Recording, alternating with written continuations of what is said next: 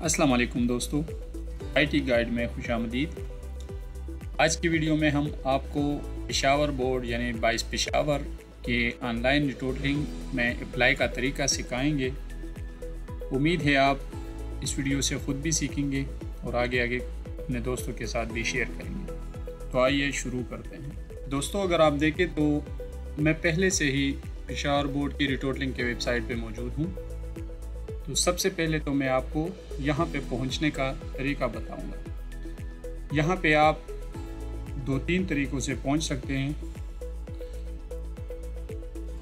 पहला तरीका तो आप अगर डायरेक्टली URL को नोट करें तो ये URL टाइप करके यानी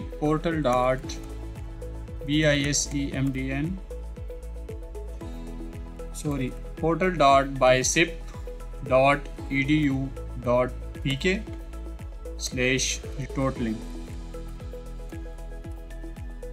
अगर ये URL आपको याद हो, आप इस पर इंटर करेंगे तो आप खुद ब खुद डायरेक्टली पेशावर बोर्ड के रिटोटलिंग के पोर्टल पर पहुंच जाते हैं। अगर आपको ये URL या वेबसाइट लिंक याद नहीं तो फिर आपने गूगल में सिंपल बाइस पेशावर लिख के इंटर मारना है। उसके बाद आपको मुख्तलिफ वेबसाइट्स नज़र आएंगे। आपने पेशावर बोर्ड की ऑफिशियल वेबसाइट की निशानदेही करके उस पर क्लिक करना है। लिंक पे क्लिक करने के बाद आप फ़ौरन पेशावर बोर्ड की ऑफिशियल वेबसाइट पे पहुंच जाते हैं। यहाँ पे अगर आप गौर करें तो ये ब्लिंकिंग करता हुआ जो इमेज है ऑनलाइन रिटोटलिंग के लिए, यहाँ क्लिक करें। आप सिंपली इस पर क्लिक करेंगे तो इसके साथ ही आप रिटोटलिंग के वेबसाइट पे पहुंच जाते हैं। पेशावर बोर्ड के वेबसाइट से ही एक दूसरा तरीका, अगर आप इसको छोड़ के या आपको ये नज़र नहीं आ रहा और आप नीचे चले जाते हैं तो नीचे अगर आप देखेंगे ऑनलाइन सर्विसेज उनके सारे लिस्ट हैं, उसमें से आपने ऑनलाइन रिटोटलिंग यहाँ पे क्लिक करना है, तब भी आप इधर पहुँच जाते हैं। तो दोस्तों, आपने नोट किया होगा कि हम 3 तरीक़ों से पहुँच जाते हैं यहाँ पे। एक तरीका डायरेक्ट URL याद रखना यानी portal.bicep.edu.pk/retottling। दूसरा तरीका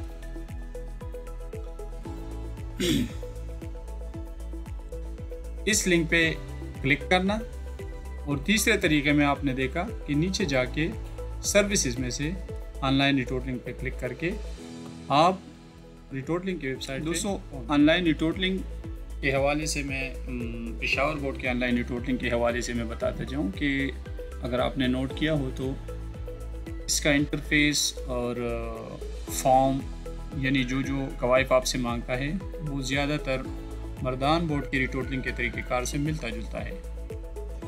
आप साइट पे, इस वीडियो के साइट पे ऊपर पे मर्दान बोर्ड की रिटोटलिंग का जो वीडियो का ट्यूटोरियल है उसका लिंक देख सकते हैं। उसमें मैंने पूरे डिटेल के साथ मर्दान बोर्ड की ऑनलाइन रिटोटलिंग बारे तफसील से बताया है। दोस्तों, हर ऑनलाइन सर्विस की तरह कोशिश करें कि जो भी ऑनलाइन सर्विस आप इस्तेमाल करते हैं तो उस हवाले से जो गाइडलाइन यानी हिदायत आपको दी जाती हैं, सबसे पहले आप उसको ज़रूर पढ़ लिया करें। उसको पढ़ने के बाद आपको सिस्टम का तरीका बहुत हद तक क्लियर हो जाता है और आप सिस्टम सही तरीके से इस्तेमाल कर पाते हैं। बसूरत दीगर आपको सर्विस के इस्तेमाल में मुश्किलात हो सकती हैं। तो यहाँ पे अगर आप देखें सबसे टॉप पे SSC HSSC एनुअल एग्ज़ामिनेशन तारीख़ के हवाले से कि कब तक आप अप्लाई कर सकते हैं यानी अप्लाई खुला होगा, वो दिए गए हैं। उसके नीचे वही हिदायत हैं जो मतलब कि आपसे मांगे जाएंगे या जिसको फॉलो करके आप अपनी रिटोटलिंग के प्रोसेस को कंप्लीट कर सकते हैं। यानी कि रोल नंबर, तारीख़ पैदाइश, रजिस्ट्रेशन नंबर DMC के मुताबिक डालें। उसके बाद जो आपको मज़ामीन का लिस्ट नज़र आता है तो उसमें से आपने सोच समझ के अपने मज़ामीन का इंतख़ाब करना है। और SMS के हवाले से उन्होंने बताया है कि आपको अपने अप्लाई के हवाले से SMS मौसूल हो जाता है जिसमें आपके ट्रैकिंग ID, जो कि बहुत काम की चीज़ है और जिसको आपने याद रखना होता है, वो आपको मौसूल होती है। यहाँ पे 3 नंबर स्टेप को अगर आप देखें, ये बहुत गौर से आपने पढ़ना है और देखना है। अगले सफ़े पर पेमेंट मोड यहाँ पे थोड़ा सा इनका प्रोसेस मर्दान बोर्ड के प्रोसेस से मुख्तलिफ होता है। मर्दान बोर्ड में फ़िलहाल इजी पैसा का चूँकि ऑप्शन मौजूद नहीं है और सिर्फ ट्रेडिशनल बैंकिंग यानी APL या UBL के ज़रिए आप पेमेंट कर सकते हैं, तो इस वजह से यहाँ पे आपने बहुत गौर के साथ इनको जो है ना सोच समझ के अप्लाई करनी है कि अगर आप ऑलरेडी एक इजी पैसा आपका अकाउंट है या आपके पास इजी पैसा मोबाइल एप्लीकेशन है तो आप बड़ी आसानी से इनकी जो रिटोटलिंग की फ़ीस है वो आप अपने घर बैठे जमा कर सकते हैं, बैंक जाने की कोई ज़रूरत नहीं है। आखिर में वही हिदायत कि मतलब अगर आप पहली बार वेबसाइट पे आ रहे हैं और अप्लाई करने जा रहे हैं तो आपने अप्लाई बटन को क्लिक करना है, और अगर आपने पहले ही अप्लाई की हुई है और आप अपने एप्लीकेशन का स्टेटस देखना चाह रहे हैं तो आपने ट्रैक एप्लीकेशन पे क्लिक करके यहाँ पे अपनी ट्रैकिंग नंबर जो कि आपके SMS में आपको मौसूल हो जाती है वो यहाँ पे देनी होती है। इन केस आपसे ये ट्रैकिंग नंबर आपको SMS पे मौसूल नहीं होती तो भी आप दोबारा से अगर अप्लाई की कोशिश करेंगे तो सिस्टम खुद ब खुद आपको ट्रैकिंग नंबर आपका बता देता है। दोस्तों, फॉर्म नहायत ही सिंपल और आसान है, मतलब कि सिर्फ 3-4 चीज़ें आपसे आपने मुहैया करनी है। यहाँ पे आपने क्लास सेलेक्ट करना है, HSSC या SSC। इन दोनों में से अगर आप गौर करें तो नीचे एक ही खाना जो है ना वो तब्दील होता रहता है। SSC जब मैं सेलेक्ट करता हूँ तो मुझे डेट ऑफ बर्थ की जो है ना प्रोवाइड करना होता है।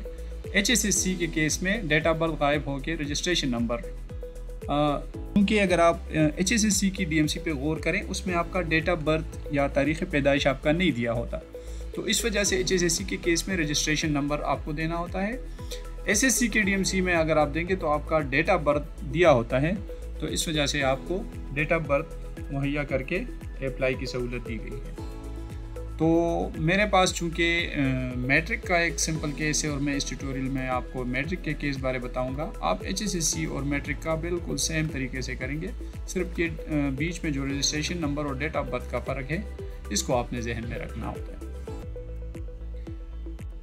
सबसे पहले मैंने SSC क्लास सेलेक्ट किया, उसके बाद मैं अपना रोल नंबर इंटर करता हूँ। आपके केस में आपने अपना रोल नंबर देना होता है, ना कि वीडियो वाला।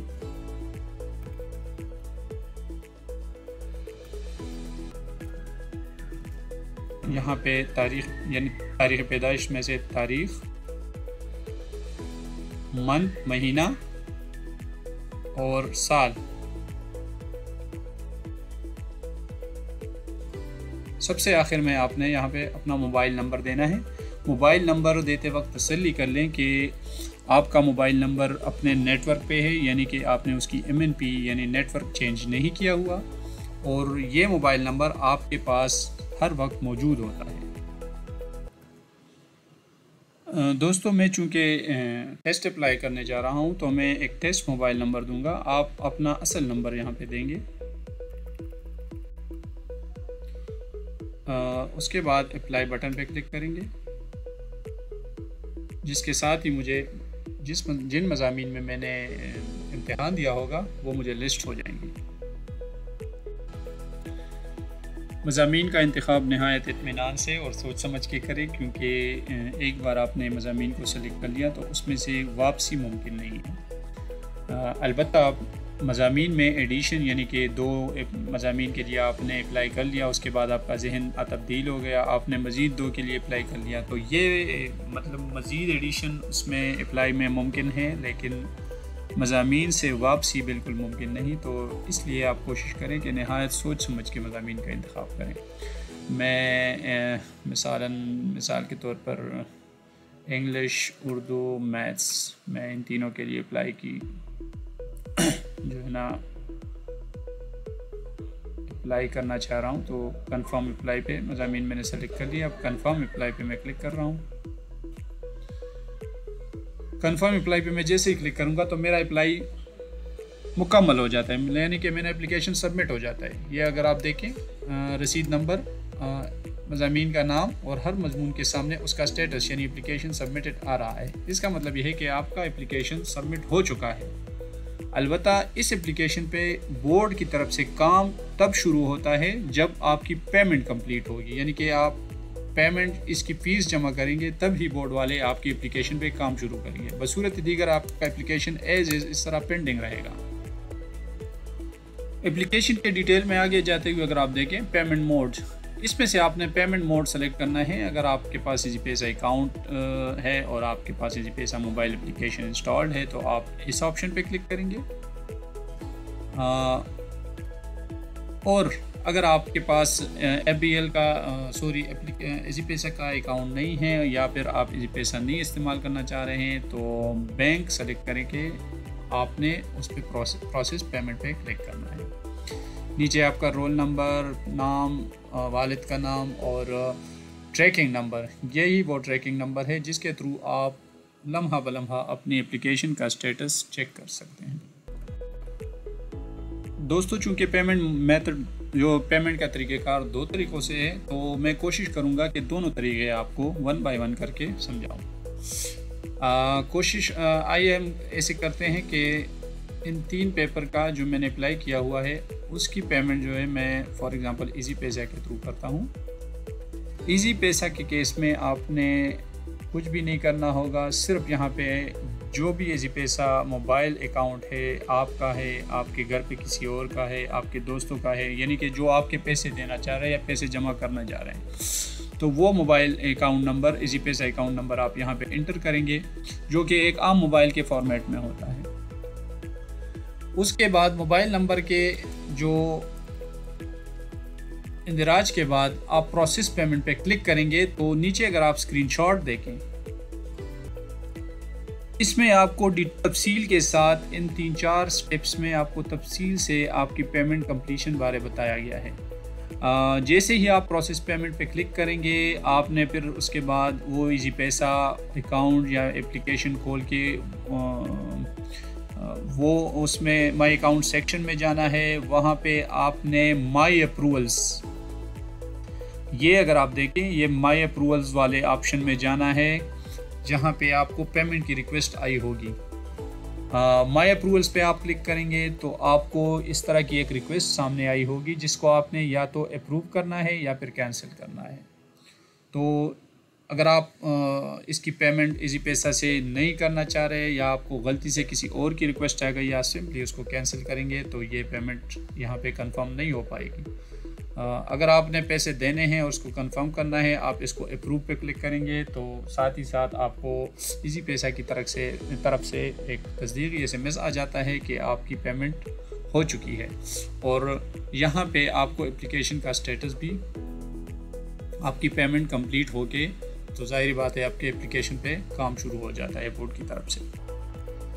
दोस्तों, वंस अगेन चूँकि हम टेस्ट अप्लाई करने चाह रहे हैं और ये मतलब अप्लाई हम सिर्फ इस ट्यूटोरियल के हद तक आपको समझाने के लिए कर रहे हैं, इसलिए उम्मीद है आपको ये इजी पैसा का ऑप्शन समझ में आया होगा। तो दूसरा ऑप्शन इनके मेथड पेमेंट का जो बैंक को आप सेलेक्ट करेंगे और प्रोसेस पेमेंट पे क्लिक करेंगे तो आपको एक रसीद जनरेट हो जाता है।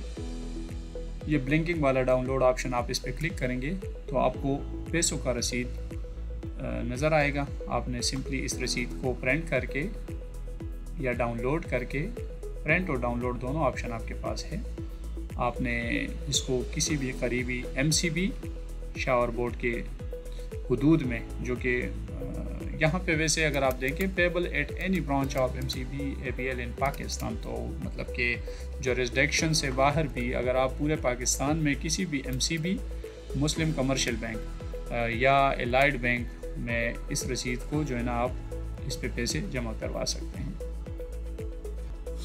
दोस्तों, याद रखें ऑनलाइन एप्लीकेशन में किसी भी यूनिवर्सिटी या किसी बोर्ड या किसी भी इदारे के ऑनलाइन पेमेंट में आपने ख्याल रखना होता है कि सिर्फ मुताल्लिक़ा रसीद, यानी मुताल्लिक़ा रसीद से मतलब ये है कि आपके अप्लाई में चूँकि ये रसीद नंबर आपको जनरेट कर दिया गया है, तो अगर आप किसी और रसीद पे या हाथों से जो मैनुअल पुराना रसीद है उससे पैसे जमा करेंगे तो ज़ाहिर बात है ऑनलाइन सिस्टम में उसकी वेरिफिकेशन नहीं हो पाएगी और आपको उस बारे जो है ना फिर ज़ाहिर बात है आप मुश्किलात से दो चार होंगे।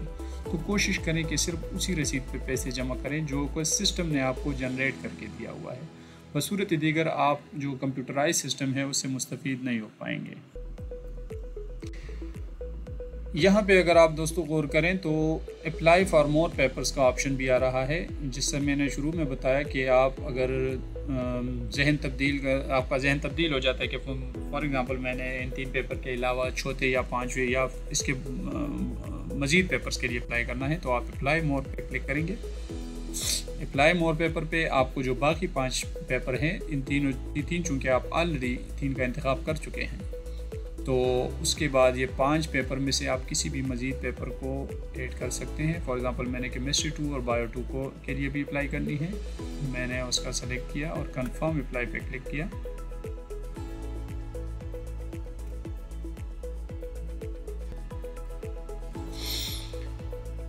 तो अब ये अगर आप देखें तो आपको एक अलहदा रसीद जनरेट हो चुका है और दोबारा वही ऑप्शन पेमेंट के कि मतलब आपने इन 2 पेपर के लिए भी वही APL या बैंक रसीद पे अप्लाई करना है या इजी पैसा पे, ये आपकी जो है ना अपनी मर्ज़ी या अपनी आसानी के हिसाब से आपने पेमेंट का इंतखाब करना है। मैं इस बार भी एक बैंक रसीद जनरेट करके देखता हूँ, प्रोसेस पेमेंट। तो अब मेरे पास 2 बैंक रसीद हैं और मैंने दोनों बैंक रसीदों को मुतालिका बैंक में जमा करना है। दोस्तों जैसा कि मैंने शुरू में अर्ज़ किया कि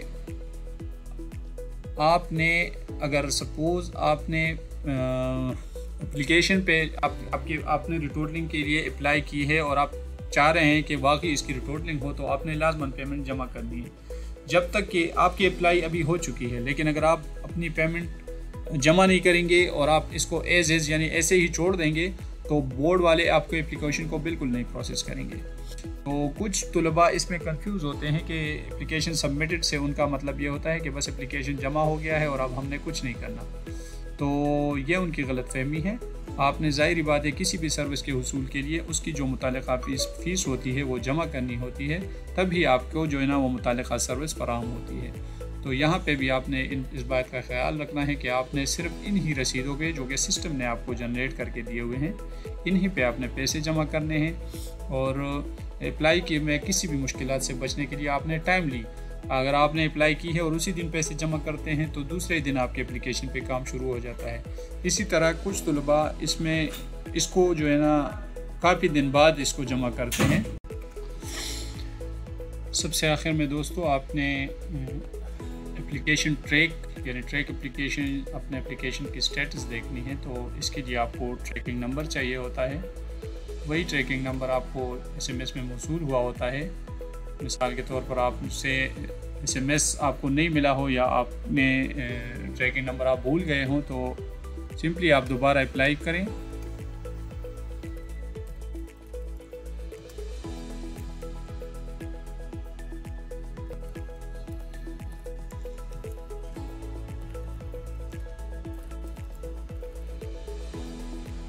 दोबारा अप्लाई, जैसे ही आप अप्लाई बटन पे क्लिक करेंगे सिस्टम आपको बताएगा कि आप ऑलरेडी इस अप्लाई कर चुके हो और ये आपका ट्रैकिंग नंबर है जहाँ से आपको ट्रैकिंग मिल जाता है। उसके बाद आपने वही ट्रैकिंग नंबर ट्रैक एप्लीकेशन के बटन पे क्लिक करके ट्रैकिंग नंबर वाले खाने में डालना है और ट्रैक एप्लीकेशन पे क्लिक करना है, जिस पे आपको आपका एप्लीकेशन हर सब्जेक्ट उसके सामने उसका स्टेटस नज़र आएगा। तो रिज़ल्ट के स्टेज तक इवन आप रिज़ल्ट भी यहाँ पे इस तरीके से देख सकते हैं। उम्मीद है दोस्तों आपको ये वीडियो पसंद आई होगी। इस तरह की मज़ीद वीडियो से लुत्फ़अंदोज़ और सीखने के लिए हमारे चैनल को सब्सक्राइब करें। वीडियो मुकम्मल देखने का शुक्रिया। अल्लाह हाफ़िज़।